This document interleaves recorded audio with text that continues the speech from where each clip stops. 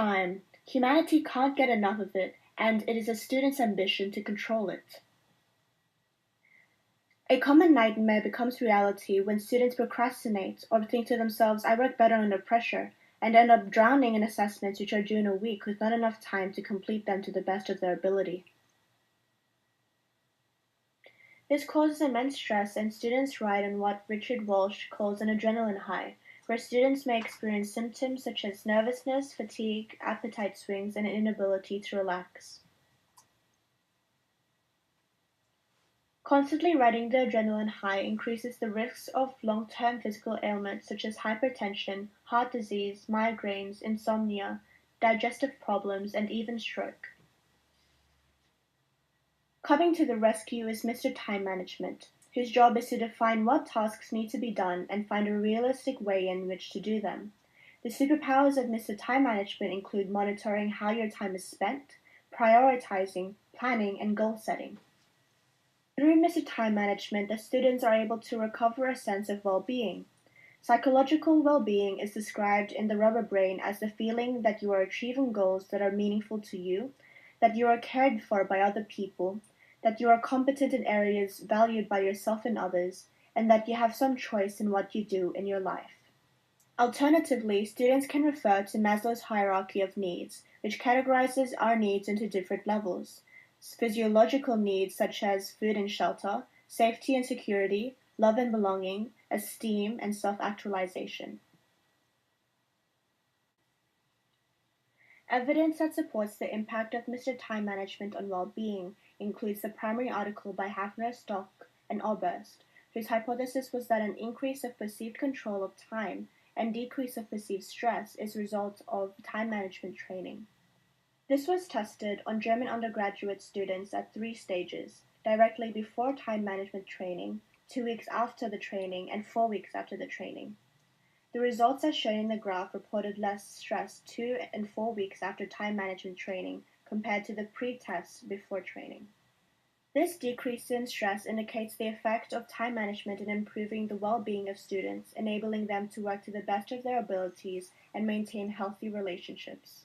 Another study was conducted by Yang on Chinese adolescents, testing if there is a positive association of time management with well-being and negative correlation with media multitasking.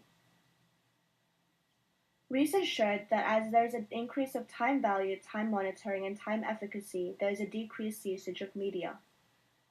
This explains the strong positive correlations between time management and well-being, as less time wasted on media activities results in more productive study sessions, successful assessments, and more free time with family, friends, and hobbies.